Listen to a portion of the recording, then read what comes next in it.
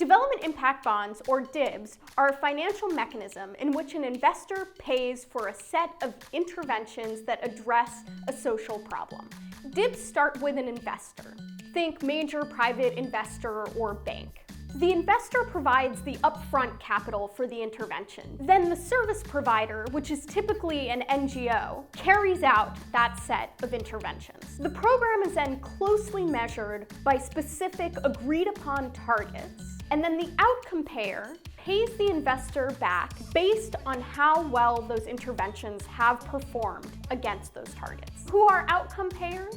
In the case of development impact bonds, outcome payers are typically foundations, aid agencies, they could be corporations or other donors. Essentially, development impact bonds are an adaptation of the social impact bond model. Social impact bonds are built around the idea that if successful, they present a significant long-term cost savings for the government.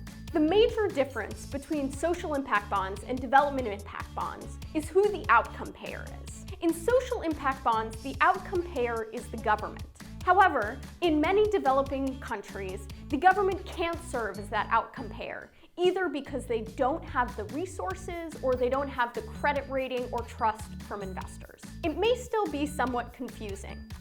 Here's an example. The Educate Girls Development Impact Bond, one of 2 development impact bonds that are currently operational, is an intervention in Rajasthan, India that both aims to get more girls in school and to improve educational outcomes. Educate Girls is the NGO that is providing these services. And so far, they're pretty happy with their progress. By the end of year 1, 44% of the girls in the area that the DIB is working in who had been out of school were now enrolled. And they'd already achieved 23% of the learning outcomes. That means that the outcome payer, which in this case is the Children's Investment Fund Foundation, is already on the hook to pay UBS Optimus Foundation back 40% of their initial investment.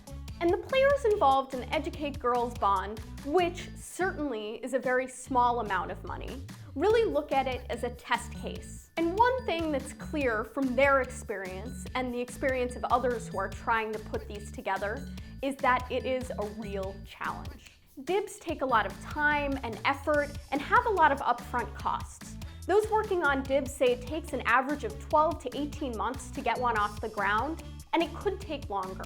That means it's important to stop and think about whether a development impact bond is actually the right mechanism. But if there is a lack of capital, or political will, or a concern about resources, they might be worth considering. Although SIBs and DIBs are not the only results-based financing mechanisms, they may play a role in pushing the development industry towards more rigorous measurement and paying for success.